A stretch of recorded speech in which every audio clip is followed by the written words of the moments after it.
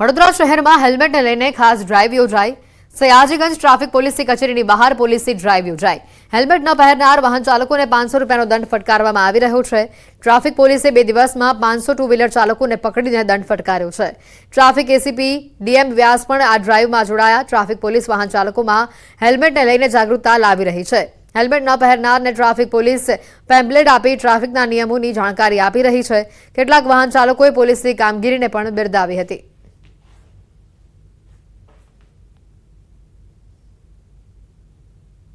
Gujarat police ये अच्छा काम कर रही है कि इनिशिएटिव लेके कि ताकि जो भी एक्सीडेंट हो रहे हैं उसको सुधारा जा सके। ये बहुत बढ़िया काम है। ये जागरूक करना है, बहुत अच्छा अभियान है।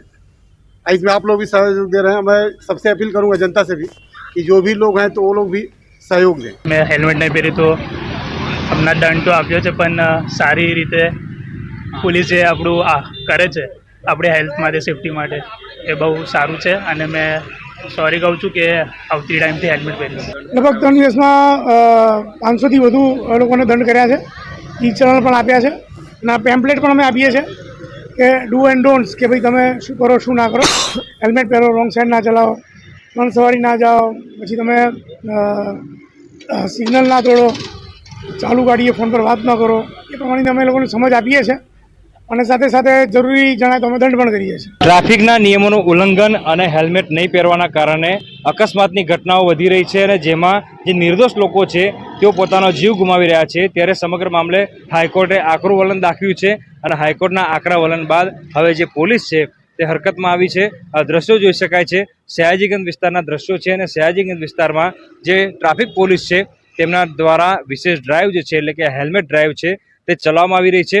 અહીંયા નવાઈની વાત એ છે કે પોલીસે જે કામગીરી શરૂ કરી છે તેની શરૂઆત પોતાના ઘર આંગણેથી જ કરી છે। એટલે કે જે સરકારી કર્મચારીઓ, પોલીસ કર્મચારીઓ જે હેલ્મેટ નથી પહેરતા એવા કર્મચારીઓને પણ દંડ ફટકારવામાં આવી રહ્યો છે। એટલે શરૂઆત જે છે તે વડોદરા પોલીસ કમિશનર કચેરીથી કરવામાં આવી અને પોલીસ કર્મચારીઓને હેલ્મેટ નહીં પહેરવા બદલ દંડ ફટકારવામાં આવ્યો। ત્યારે અત્યારે આ દ્રશ્યો તમે જોઈ રહ્યા છો સયાજીગંજ વિસ્તારમાં જે હેલ્મેટ વિના અહીંયાથી પસાર થતા જે વાહન ચાલકો છે તેમને પોલીસ દ્વારા દંડવામાં આવી રહ્યા છે। ફક્ત દંડ વસૂલવો એ પોલીસનો ઉદ્દેશ્ય નથી, પરંતુ આજે મહિલા પોલીસ કર્મીઓ તમે જોઈ રહ્યા છો તેમના હાથમાં પેમ્પલેટ છે।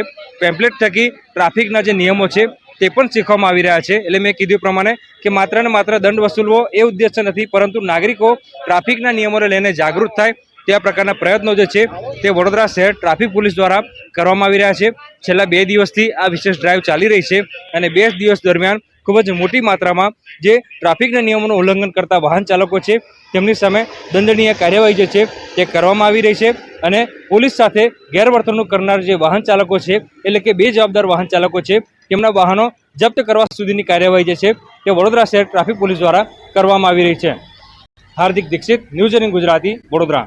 2017માં રાજ્ય સરકાર દ્વારા કરુણા અભિયાન શરૂ કરવામાં આવ્યું હતું। પક્ષીઓ માટે કરુણા અભિયાન શરૂ કરવામાં આવ્યું।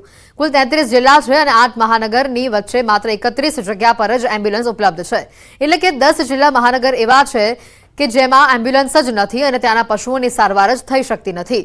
રાજ્યમાં ચાલી રહેલી કરુણા અભિયાનના હેડ મુકેશ ચૌહાણ જણાવે છે કે અમદાવાદની વાત કરીએ તો ચાલુ વર્ષમાં 23,000થી વધારે કોલ્સ મળ્યા છે, જ્યારે રાજકોટમાં 11,480 કોલ્સ, સુરતમાં 24,000 કોલ્સ, વડોદરામાં 16,534 જેટલા કોલ્સ મળ્યા છે। આ તમામ જગ્યાઓ એવી છે કે જ્યાં કોલ મળ્યા તેના કરતાં માત્ર 40% સ્થળો પર જ એમ્બ્યુલન્સ પહોંચી શકે છે અને તેની પાછળના કારણો જવાબદાર છે એમ્બ્યુલન્સ અને સ્ટાફની અછત એ સૌથી મોટું પરિબળ છે, જેથી એમ્બ્યુલન્સ વધારવામાં આવે તેવી માંગ હાલ કરાઈ છે।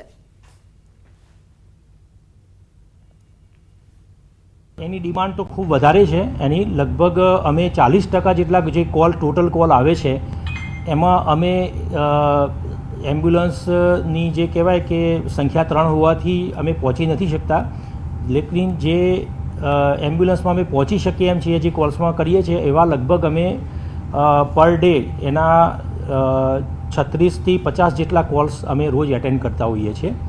અને સૌથી વધારે એની અંદર આપ જાણો છો કે જે ડોગ્સ છે એમના કોલ્સ સૌથી વધારે આવે છે, એના પછી કેટલ્સના કોલ્સ વધારે આવે છે।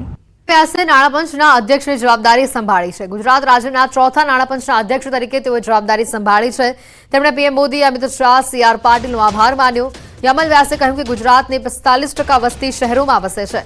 આગામી દિવસોમાં આર્થિક બાબતોનો અભ્યાસ કરીશું. ગામડામાંથી શહેરમાં આવતા લોકોની ગતિ ધીમી પાડી ગામડાઓમાં રોજગારીની તકો ઊભી થાય તેવા પ્રયત્નો કરીશું. વધુમાં કહ્યું કે રાજ્યની સ્થાનિક સ્વરાજ્યની સંસ્થાઓને રાજ્ય સરકાર તરફથી ખૂબ જ સહાય મળે છે અને સારો વિકાસ થઈ રહ્યો છે. રાજ્ય સરકાર તરફથી થતી નાણાંની ફાળવણીનો મહત્તમ ઉપયોગ થાય અને વિકાસ થાય તે માટે નાણાં પંચ મદદરૂપ થઈ શકશે. ભાજપમાંથી હોદ્દા પરથી પણ તેમણે રાજીનામું આપ્યું છે. ગુજરાતની સ્થાનિક સ્વરાજની સંસ્થાઓ જેને રાજ્ય સરકાર અને કેન્દ્ર સરકાર તરફથી ખૂબ સહાય મળે છે અને ખૂબ સારો વિકાસ થયો છે. દેશમાં કદાચ સારામાં સારો વિકાસ થયો છે. એ વધુ સારી રીતે થઈ શકે અને રાજ્યના સરકાર દ્વારા અપાતા નાણાંની ફાળવણી અને રાજ્યના સરકારના જે સ્થાનિક સ્વરાજની સંસ્થાઓને નાણાં મળે છે એનો મહત્તમ વિકાસ માટે ઉપયોગ થાય એના માટે નાણાં પંચ કંઈક ને કંઈક સહાયભૂત થઈ શકે.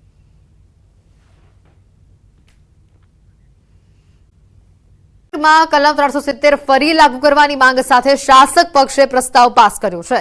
ત્યારે આ મુદ્દે કેન્દ્રીય જળશક્તિ મંત્રી સી.આર. પાટીલે નેશનલ કોન્ફરન્સ અને કોંગ્રેસની ઝાટકણી કાઢી સુરતમાં પ્રેસ કોન્ફરન્સ યોજી પાટીલે કહ્યું કે કોંગ્રેસ અને નેશનલ કોન્ફરન્સનો ચહેરો સામે આવી ચૂક્યો છે પણ તેમની મેલી મુરાદ પૂરી નહીં થાય. કોંગ્રેસે દેશની જનતાને જવાબ આપવો પડશે. પાટીલે જમ્મુ કાશ્મીરમાં કલમ 370 ફરી ક્યારે લાગુ નહીં થાય તેવો વિશ્વાસ પણ વ્યક્ત કર્યો. એક ચૂંટાયેલી સરકાર રાજ્યમાં વિકાસના કામોને અગ્રિમતા આપવાને બદલે પહેલું કામ સંસદ દ્વારા લેવામાં આવેલા નિર્ણયને તોડવાનો પ્રયત્ન કરે, એમાં કોંગ્રેસને સપોર્ટ કરે. મારે આપના માધ્યમથી કોંગ્રેસના નેતાઓને પણ પૂછ્યું છે કે ક્યાં છે આપણી બંધારણ પ્રત્યેની વફાદારી, ક્યાં છે? બંધારણ દ્વારા પ્રાપ્ત થયેલ આદિવાસી ભાઈ બહેનો અને દલિત ભાઈ બહેનો કે મુસ્લિમ દીકરીઓને મળેલા અધિકારનું રક્ષણ કરવામાં તમને વાતો શું છે? તમે કેમ એમના અધિકાર છીની લેવા માંગો છો? આનો જવાબ એમણે આ દેશને આપવો પડશે, નહીં તો આ દેશના લોકો એમને જવાબ આપશે એવો મને વિશ્વાસ છે. કોંગ્રેસનો અને નેશનલ કોંગ્રેસનો અસલી ચહેરો એ આજે આપણે સામે જોવા મળી રહ્યો છે. પરંતુ એમના ગમે એટલા ધમપછાડા હશે, ગમે એટલા પ્રયત્ન હશે, ગમે એટલી એમની મેલી મુરાદ હશે, પરંતુ એ પૂરી થવાની નથી. 370ની કલમ જે રદ થઈ છે, જેને સુપ્રીમ કોર્ટે પણ માન્યતા આપી છે, એ ચોક્કસપણે એ રહેશે અને કોઈ હટાવી નહીં શકે એનો પણ આપણે હું વિશ્વાસ આપું છું. સંસદમાં સંપૂર્ણ બહુમતી સાથે ખૂબ ચર્ચા વિચારણાને અંતે લેવાયેલા નિર્ણયને અવગણવાનો પ્રયત્ન કોંગ્રેસ અને એનસી બંને મળીને કરી રહ્યા છે. 370ની કલમ રદ થવાથી ફક્ત દેશમાં નહીં પરંતુ જમ્મુ કાશ્મીરના લોકોને પણ એમ લાગે છે કે કાશ્મીરમાં એમને ખરા અર્થમાં સ્વતંત્રતા મળી છે. 370ની કલમ રદ કરવાને કારણે આદિવાસી સમાજ હશે, લઘુમતી સમાજ, દલિત સમાજ કે બહેનો, આ દરેકને પોતાના અધિકારો પ્રાપ્ત થયા છે કે જે આ દેશમાં જે અધિકારો છે એ દરેકને મળવા જોઈએ. જે કાશ્મીરને મળતા નહોતા એને કાશ્મીરના લોકોને પણ મળતા થયા છે.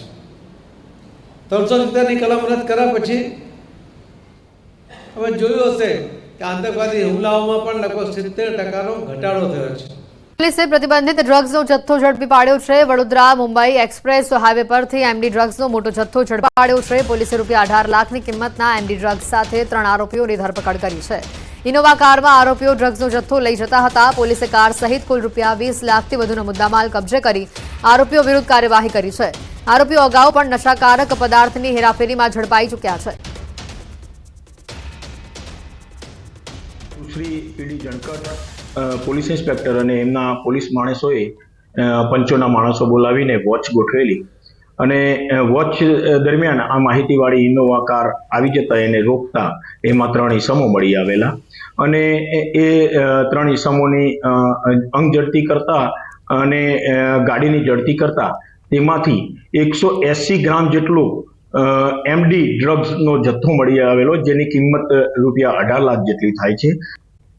એસઓજીને વધુ એક સફળતા મળી છે. એસઓજીએ માદક પદાર્થના જથ્થા સાથે કેતન ઉદાસ નામના શખ્સની ધરપકડ કરી છે.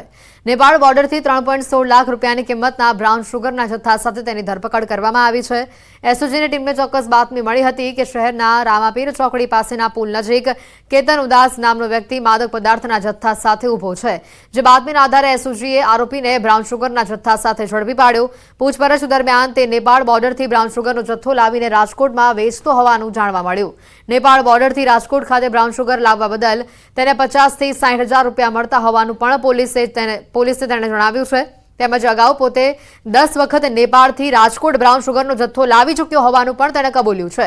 ત્યારે બ્રાઉન શુગર સપ્લાયનું નેટવર્ક ચલાવતા રાજકોટના તેમજ ઉત્તર પ્રદેશના 2 વ્યક્તિઓની પોલીસે હાલ શોધખોળ હાથ ધરી છે. કે એક શખ્સ રામાપીર ચોકડી પાસે આવો નાર્કોટિક્સ પદાર્થનો જથ્થો લઈને આવનાર છે. એ બાતમીના આધારે આ ગુનાના આરોપી કેતન અશોકદાન ઉદાસને 62.72 ગ્રામ બ્રાઉન શુગર અને હેરોઇન સાથે ઝડપી લેવામાં આવ્યું, જેની કિંમત છે 3,13,600 રૂપિયા. આગે આગાહી કરી છે. રાજ્યમાં 7 દિવસ સુધી વાતાવરણ સૂકું રહેશે. રાજ્યમાં માવઠાની શક્યતા નથી. આગામી 7 દિવસ સુધી ઠંડીની અસર જોવા નહીં મળે. આગામી 5 દિવસ સુધી તાપમાન યથાવત રહેશે. અમદાવાદનું લઘુત્તમ તાપમાન 21 ડિગ્રી નોંધાયું છે. અમદાવાદનું મહત્તમ તાપમાન 36 ડિગ્રી નોંધાયું છે. સૌથી ઊંચું તાપમાન ડીસામાં 30.6 ડિગ્રી નોંધાયું છે. અમરેલી, મહુવા, ગાંધીનગરમાં સૌથી નીચું તાપમાન નોંધાયું છે.